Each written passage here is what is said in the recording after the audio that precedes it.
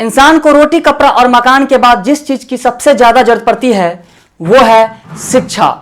Hello everyone, कैसे हैं आप लोग? आशा करते हैं आप लोग अच्छे ही होंगे। मैं रोशन कुमार और मैं उपस्थित हूं आप लोगों के सामने इलेक्ट्रोस्टैटिक्स के वीडियो पार्ट 2 को लेकर। जैसा कि हम लोगों ने पार्ट 1 में देखा था introduction, charge and properties of charge, और उस पर मैंने कुछ न्यूमेरिकल भी किया था। अगर आपने अभी तक पार्ट 1 नहीं देखा है तो जाकर सबसे पहले पार्ट 1 देखें, लिंक डिस्क्रिप्शन में दिया गया है। आज की वीडियो में देखने वाले हैं पार्ट 2। चलिए स्टार्ट करते हैं पार्ट 2। सबसे पहले हम पढ़ेंगे कंडक्टर। कंडक्टर कंडक्टर मतलब सुचालक, मतलब सुचालक। Conductor, what is conductor? Conductor क्या है? A material having a large number of free electrons to move inside the material is called as conductor. जैसे कॉपर, सिल्वर, एल्युमिनियम एक्सेट्रा। मतलब वैसा पदार्थ जिसके पास बहुत सारा फ्री इलेक्ट्रॉन्स हो, वैसा मटेरियल जिसके पास बहुत सारा फ्री इलेक्ट्रॉन्स हो, उसे हम कंडक्टर कहते हैं। फ्री इलेक्ट्रॉन्स ये क्या होता है? फ्री इलेक्ट्रॉन्स हम किस इलेक्ट्रॉन को कहेंगे? तो फ्री इलेक्ट्रॉन्स हम कहते हैं आउटर मोस्ट ऑर्बिट का जो इलेक्ट्रॉन होता है उस इलेक्ट्रॉन को हम फ्री इलेक्ट्रॉन कहते हैं। आउटर मोस्ट ऑर्बिट मतलब वैलेंस सेल, वैलेंस सेल के इलेक्ट्रॉन को हम फ्री इलेक्ट्रॉन कहेंगे। जैसे कि मान लीजिए एल्युमिनियम है, एल्युमिनियम का अगर इलेक्ट्रॉनिक कन्फिग्रेशन लिखे तो क्या लिखेंगे? 2 8 10, 2 8 10 3 13। तो ये जो आउटर मोस्ट ऑर्बिट का जो इलेक्ट्रॉन होता है दिस इज 3 हियर। तो इस इलेक्ट्रॉन को हम क्या कहेंगे? Free electron. तो कंडक्टर में फ्री इलेक्ट्रॉन होता है।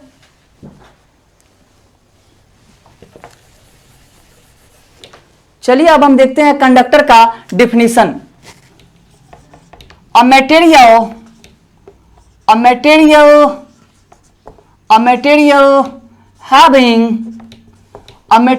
having a large number of a large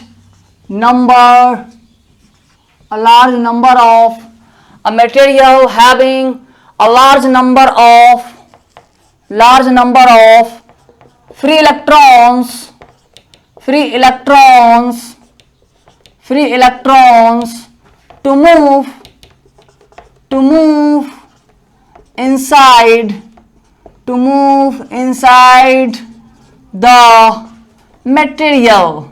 to move inside the material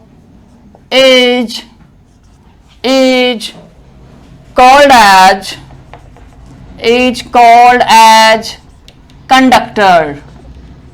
called as conductor. A material having a large number of free electrons to move inside the material is called as conductor. Example: aluminium, silver, copper etc. Next है हमारा insulator.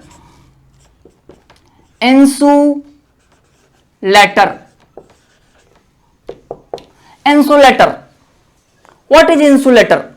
Insulator क्या है? A material in which free electrons are not available is called insulator. मतलब वैसा material, वैसा पदार्थ जिसके पास free electrons नहीं होता है उसे हम इंसुलेटर कहते हैं। कंडक्टर जिसमें फ्री इलेक्ट्रॉन्स होता है और इंसुलेटर जिसमें फ्री इलेक्ट्रॉन्स नहीं होता है, जैसे प्लास्टिक, कोल, वुड etc. देखिए a material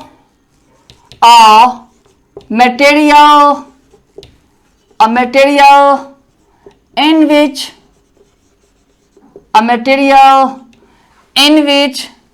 free electrons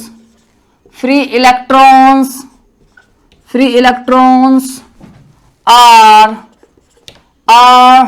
not available, are not available,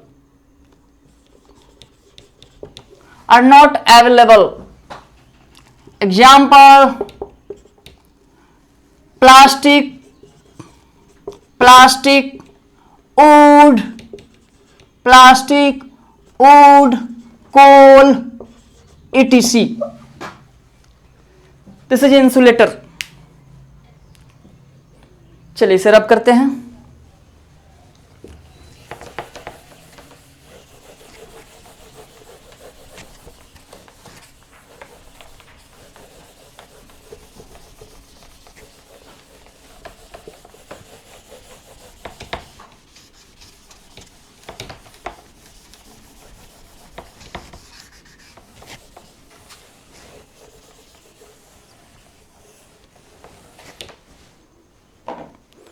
next है टॉपिक है charging of a body, charging of a body, charging of a body by friction, charging of a body by friction.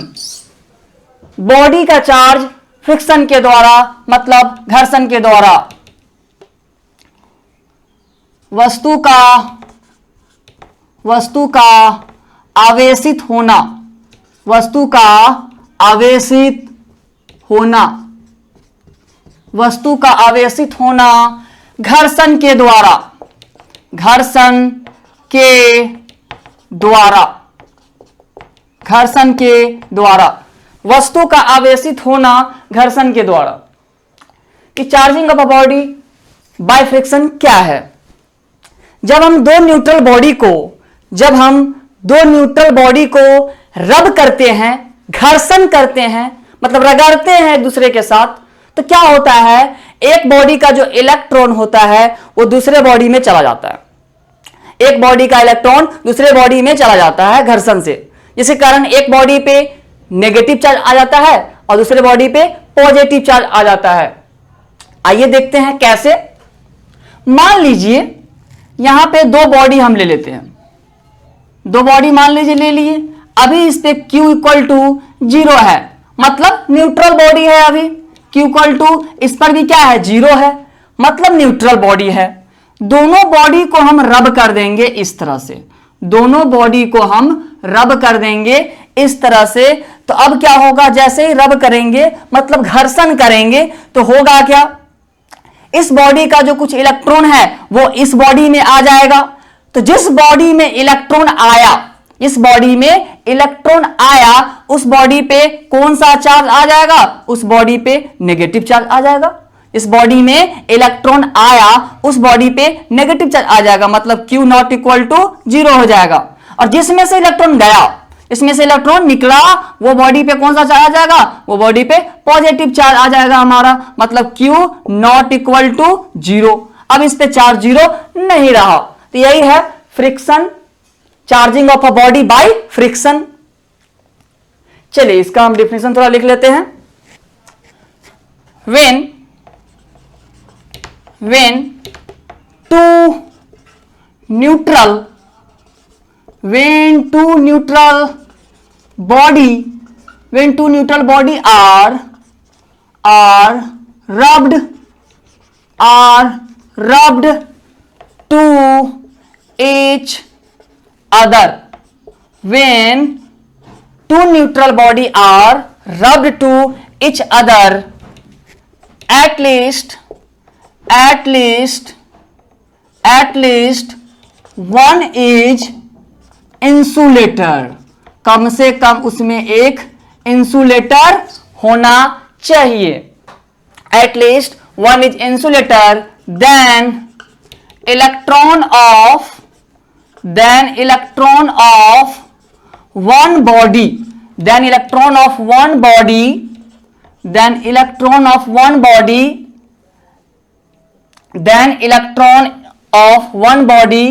is transferred to the to the other body. Electron is transferred to the other body. When two neutral body are rubbed to each other, at least one is insulator, then electron of one body is transferred to the other body. So one body become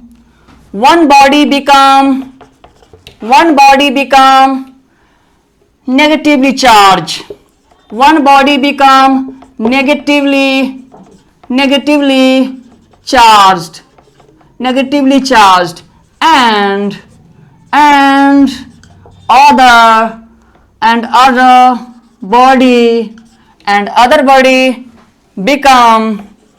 and other body become positively charged.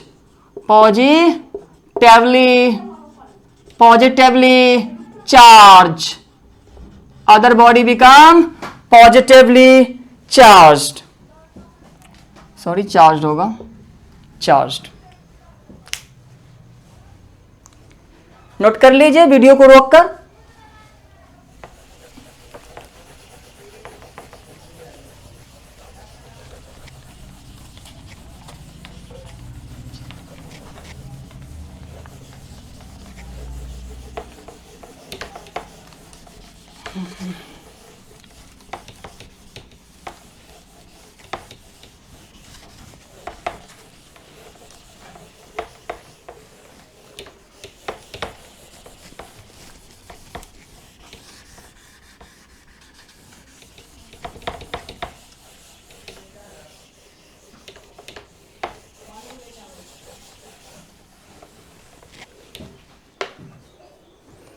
चलिए, next topic है हमारा कुलम्ब्स law. कुलम्ब्स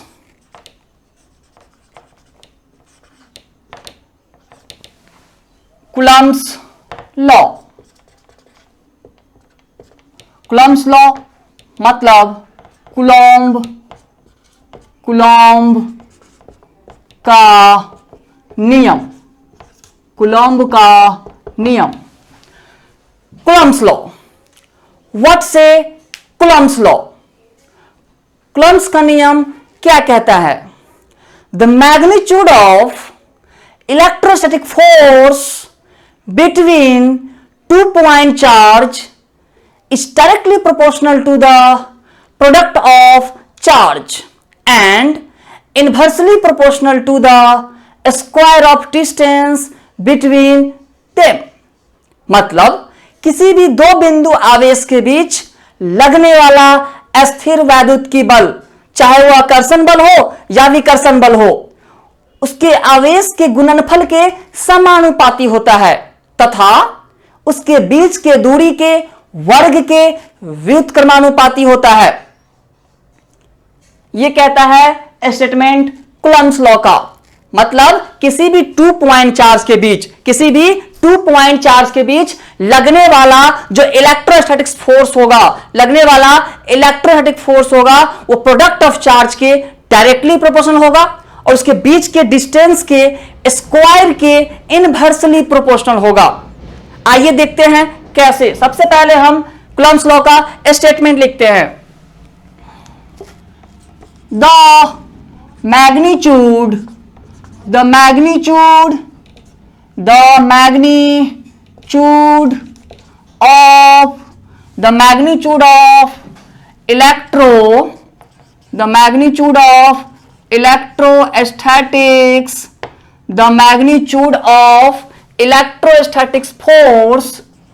magnitude of electrostatic force between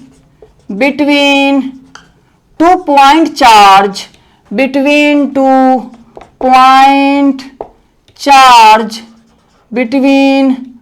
point charge is directly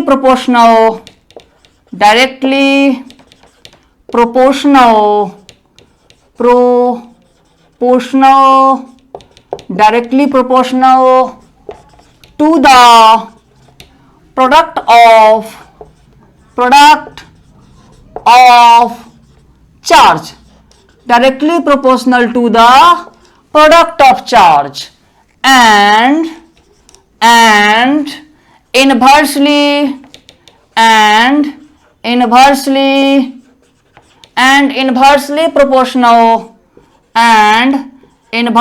proportional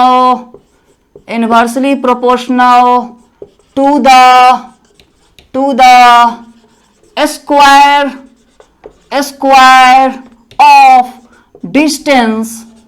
square of distance between them.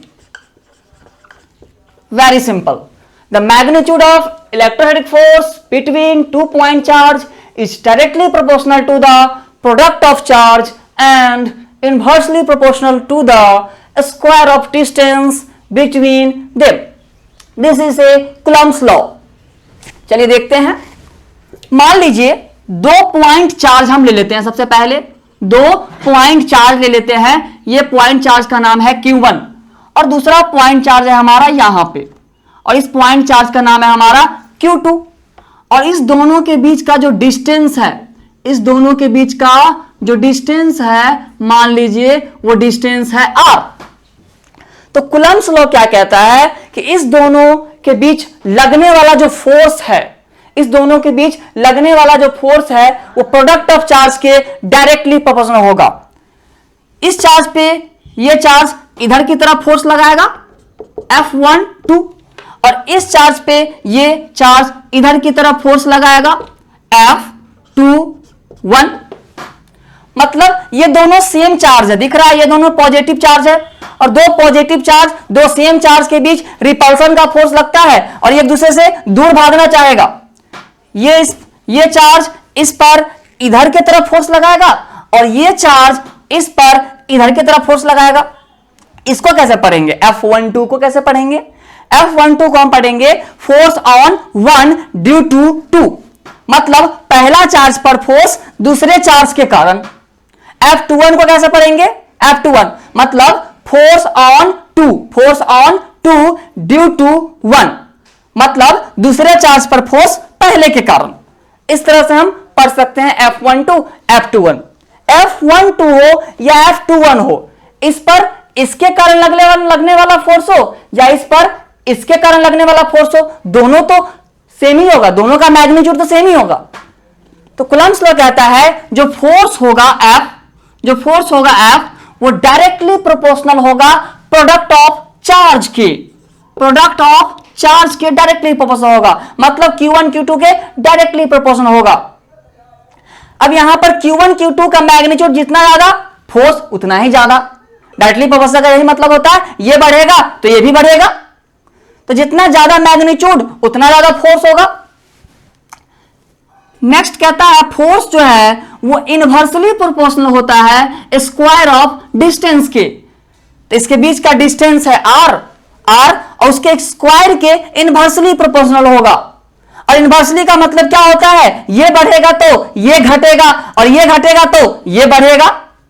मान लीजिए दो charge है और दो charge के बीच में दूरियां बढ़ते जा रही है, डिस्टेंस बढ़ रहा है, तो फोर्स क्या होगा? घटेगा. फोर्स घटते जाएगा. डिस्टेंस बढ़ेगा तो फोर्स क्या होगा? घटेगा. इस दोनों को अगर कंबाइन कर दें हम तो ये हो जाएगा Q1 Q2 by R square.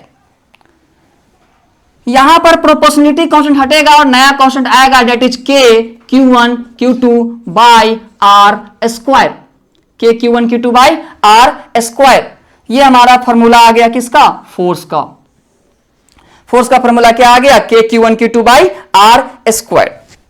Q1 is charge here, Q2 is charge here, R is distance दो चार्ज के बीच का दूरी.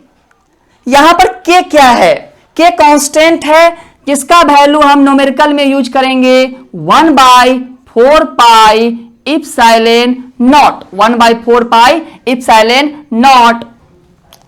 K कांस्टेंट जिसका वैल्यू 1/4 pi epsilon naught. 4 is constant here. Pi is also constant. Pi भी कांस्टेंट है 3.14. Epsilon not क्या है? ये चलिए देखते हैं इप्सिलॉन नॉट, यहां पे क्या है, इप्सिलॉन नॉट का जो नाम है वो है permittivity of free space, permittivity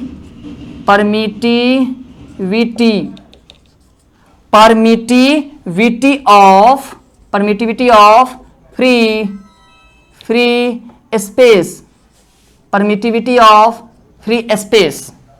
What is epsilon naught here? Epsilon naught is permittivity of free space, permittivity of free space. इसका जो वैल्यू होता है वो होता है 8.85 इंटू 10 के पावर -12। इप्सिलॉन नॉट का जो वैल्यू होगा वो होता है 8.85 इंटू 10 के पावर -12। यहां पे 1/4 पाई का वैल्यू रखेंगे, इप्सिलॉन नॉट का वैल्यू रखेंगे, इसको कैलकुलेट करने पे जो आता है वो आता है 9 इंटू 10 के पावर 9, 9 इंटू 10 के पावर 9। ठीक है, यहां पे इस सारा वैल्यू पुट करेंगे तो कितना आता है 9 गुणे 10 के पावर 9। इस के का यूनिट क्या हो जाएगा? What is the unit of k here? k का यूनिट क्या होगा? तो यहां से हम यूनिट निकाल सकते हैं k का यूनिट फोर्स का हो जाएगा न्यूटन, फोर्स का न्यूटन, और ये metre square, newton metre square पर कुलम्ब स्क्वायर, क्या हो जाएगा न्यूटन मीटर स्क्वायर पर कुलम्ब स्क्वायर। इप्सिलॉन नॉट का यूनिट क्या होगा? इप्सिलॉन नॉट का यूनिट क्या होगा? सिंपल यहां से निकाल सकते हैं हम।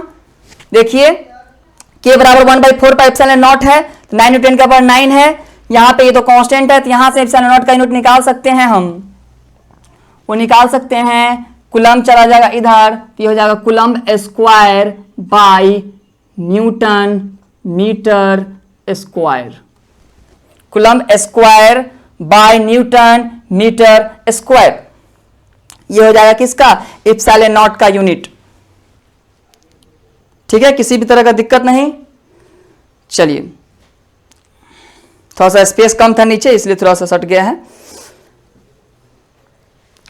कोई दिक्कत है इप्सिलॉन नॉट का यूनिट निकालने में? देख लीजिए यहां पर फिर से एक बार देख लीजिए, कुछ बच्चा को दिक्कत हो सकता है। के का वैल्यू है 1/4 पाई इप्सिलॉन नॉट, और ये है 9 गुणे 10 के पावर 9, और क्या यूनिट है इसका? न्यूटन मीटर स्क्वायर पर कुलम्ब स्क्वायर। तो यहां पे इप्सिलॉन नॉट का यूनिट क्या हो जाएगा? Simple, sorry 1/4 pi epsilon naught, 1/4 pi epsilon not, है ना, ये है हमारा 1/4 पाई इप्सिलॉन नॉट। अब यहाँ पे इप्सिलॉन नॉट हमारा, देखिए सिंपल यूनिट निकालना है किसका? इप्सिलॉन नॉट का, तो इप्सिलॉन नॉट को हम कर देंगे इधर, इप्सिलॉन नॉट को कर देंगे 1/4 पाई कांस्टेंट है, कोई दिक्कत नहीं है, इप्सिलॉन नॉट को हम कर देंगे उधर, तो ये चला जाएगा इप्सिलॉन नॉट इधर, और ये न्यूटन मीटर स्क्वायर आ जाएगा नीचे, है ना, तिरछा तिरछी, और ये कुलम्ब स्क्वायर चला जाएगा ऊपर।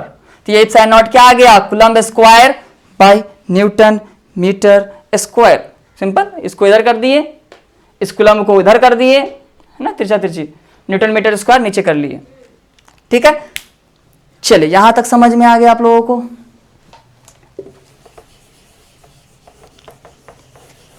चलिए अब हम देखते हैं Coulomb's law in vector form.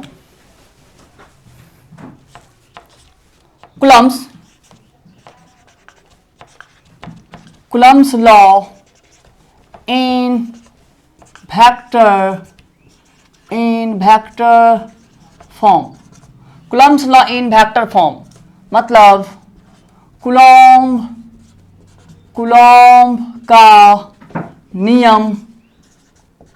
का नियम सदिश के रूप में, कुलॉम्ब्स का नियम सदिश के रूप में। चलिए देखते हैं कुलॉम्ब्स लॉ इन वेक्टर फॉर्म क्या है ये। सबसे पहले हम लेंगे यहां पर एक्स एक्सिस और लेंगे वाई एक्सिस। एक्स एक्सिस को हम आई कैप से डिनोट करते हैं, एक्स एक्सिस को हम आई कैप से डिनोट करते हैं, और वाई एक्सिस को हम जे कैप से डिनोट करते हैं। एक्स एक्सिस मतलब परे परी, वाई एक्सिस मतलब खरे खरी। इस प्लेन में मान लीजिए दो चार्ज हम ले लेते हैं, एक पॉइंट चार्ज ले लिए जिसका नाम है Q1 और दूसरा पॉइंट चार्ज ले लिए इसका नाम है Q2, और इसके बीच का जो डिस्टेंस है वो डिस्टेंस मान लीजिए हम ले लेते हैं R। तो क्या होगा, ये चार्ज इस पे फोर्स लगाएगा इधर की तरफ F12, और ये चार्ज इधर की तरफ फोर्स लगाएगा इस पे F21, मतलब फोर्स ऑन 1 ड्यू टू 2।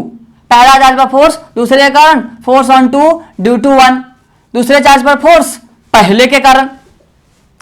मान लीजिए ये जो पॉइंट है, इस पॉइंट का नाम हम दे देते हैं x1, y1, और इस पॉइंट का नाम दे देते हैं x2, y2, x1, y1, x2, y2। तो वेक्टर फॉर्म में हम कैसे लिखेंगे? तो फोर्स का जो फॉर्मूला होता है कूलम्ब्स लॉ से, वो क्या होता है, K Q1 Q2 by R square. दो चार्ज के बीच लगने वाला इलेक्ट्रोस्टैटिक फोर्स का जो फॉर्मूला होगा K Q1 Q2 by R square.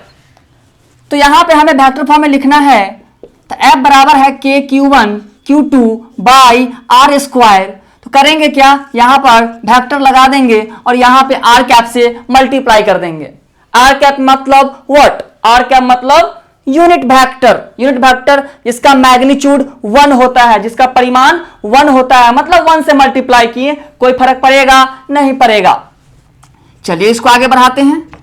F बराबर K Q1 Q2 by R square. R cap हम जानते हैं यूनिट वेक्टर एक कैप बराबर होता है vector A by magnitude of vector A। तो R कैप बराबर, पढ़े थे हम लोग वेक्टर क्लास में, वेक्टर में क्लास 11th, A कैप बराबर vector A by magnitude of vector A। तो R कैप को हम लिख सकते हैं vector R by magnitude of vector R। तो यहां से हम लिख सकते हैं वेक्टर F बराबर K Q1 Q2 by R square into vector R। ये R स्क्वायर, ये R कह सकते हैं R के पावर 3, R के पावर 3। तो ये आ गया हमारा एक्सप्रेशन किस फॉर्म में, वेक्टर फॉर्म में। So simple. चलिए नेक्स्ट आप देखते हैं इस पर क्वेश्चन, उससे पहले कि इसको रब कर लेते हैं।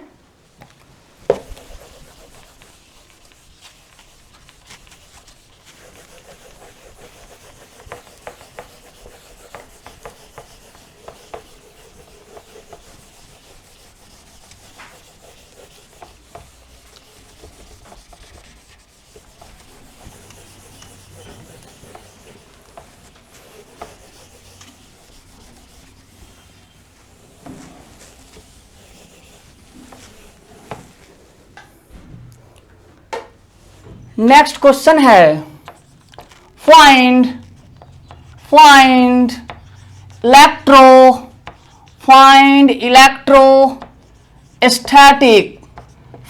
Electrostatic force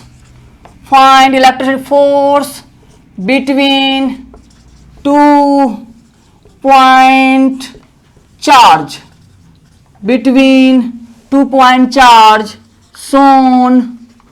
shown in the figure। क्या है फिगर हमारा, एक चार्ज है 5 कूलम्ब का, एक चार्ज है हमारा 5 कूलम्ब का, और दूसरा चार्ज है हमारा वो है -6। Q1 है 5 कूलम्ब, Q2 है -6 कूलम्ब, और ये पॉइंट दिया गया है 1 1 और 2 3, 1 1, और ये पॉइंट है 2 3। ये हमारा y एक्सिस, खरे खरी, x एक्सिस, परे परी। तो ये हमारा एक्सप्रेशन यहाँ पे क्वेश्चन दिया हुआ है हमारा, Q2 बराबर -6 कूलम्ब और Q1 बराबर 5 कूलम्ब। तो यहाँ पे हमें क्या निकालना है, electric force between 2 point charge on in the figure. कैसे निकालेंगे हम, वेक्टर फॉर्म में हमें निकालना है फोर्स। कैसे निकालेंगे वेक्टर फॉर्म में फोर्स का फॉर्मूला क्या होता है, K Q1 Q2 by R square r square r cap. Vector form में हमें फोर्स बताना है तो क्या करेंगे, यहां पे आर कैप से मल्टीप्लाई कर देंगे, सिंपल। तो वेक्टर एफ बराबर हो जाएगा के का वैल्यू कितना पुट करेंगे, 9 इंटू 10 के पावर 9। Q1 का वैल्यू कितना है, 5 coulomb. Q2 is what, Q2 is -6, लेकिन फोर्स वेक्टर क्वांटिटी है इसलिए Q2 का वैल्यू हम क्या इसमें लेंगे, पॉजिटिव लेंगे, +6। यहाँ पे Q2 -6 दिया है, बस नेगेटिव चार्ज है। मैग्नीट्यूड क्या लेंगे हम, हमेशा फोर्स वेक्टर क्वांटिटी है तो प्लस में +6 बाय आर स्क्वायर। आर मतलब क्या, इस दोनों चार्ज के बीच का डिस्टेंस, इस दोनों चार्ज के बीच का दूरी। और इस दोनों चार्ज का बीच का दूरी क्या है, इस दोनों चार्ज के बीच का जो दूरी है वो यही तो है। मतलब एक पॉइंट पता है, दूसरा पॉइंट पता है। क्लास 11 ज्योमेट्री में, क्लास 10th ज्योमेट्री में पढ़ा होगा तुम लोग कि दो पॉइंट अगर पता हो तो उसके बीच का दूरी हम आराम से निकाल सकते हैं, उसके बीच का डिस्टेंस निकाल सकते हैं। √x2 - x1 का स्क्वायर प्लस y2 - y1 का स्क्वायर। तो कितना हो जाएगा डिस्टेंस, 2 - 1 1 का स्क्वायर 1, 3 - 1 2 का स्क्वायर 4 और 1 5, √5 मतलब √5 का स्क्वायर हो जाएगा। आर क्या था, डिस्टेंस, इसके बीच का जो डिस्टेंस था वो √5 आया हमें, √5 का square. R cap is what, r cap is unit vector. R cap is unit vector, ये कैसे निकलेगा, यूनिट वेक्टर आर कैप क्या होता है, vector r by magnitude of vector r. तो यहां से वेक्टर एफ बराबर आ जाएगा 9 × 10 के पावर 9 इंटू, यहां पे हम मल्टीप्लाई कर सकते हैं, कोई दिक्कत नहीं है, ठीक है। 5 × 6 कर देते हैं, 9 × 5 = 45।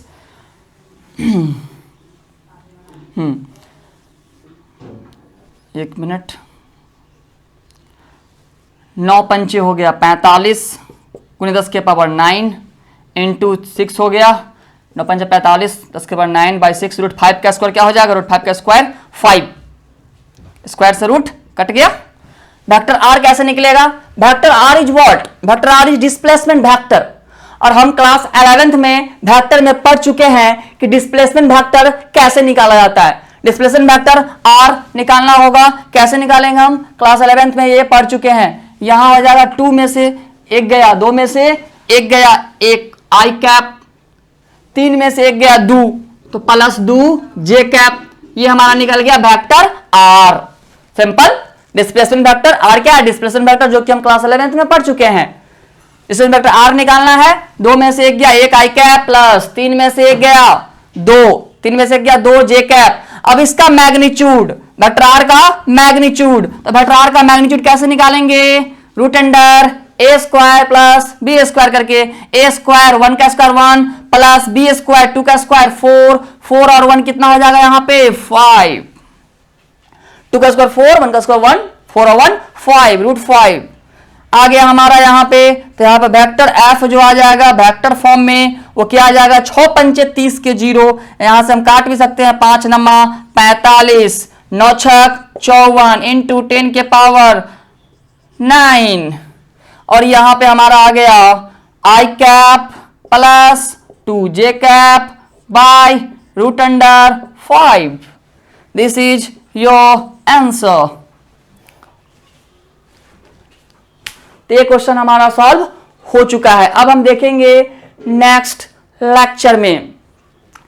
अगर आपको किसी भी प्रकार का समस्या आ रहा है तो आप अपनी समस्या को नीचे कमेंट बॉक्स में लिखिए, जहां तक हो सके मैं उसको सॉल्व करने का कोशिश करूंगा, क्योंकि सफलता एक दिन में नहीं मिलती, सफलता एक दिन में नहीं मिलती, लेकिन एक दिन जरूर मिलती है।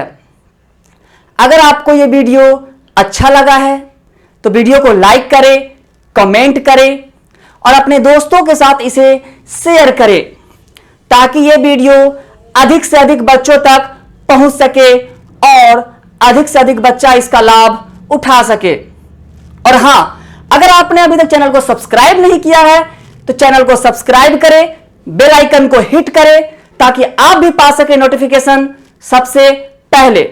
धन्यवाद।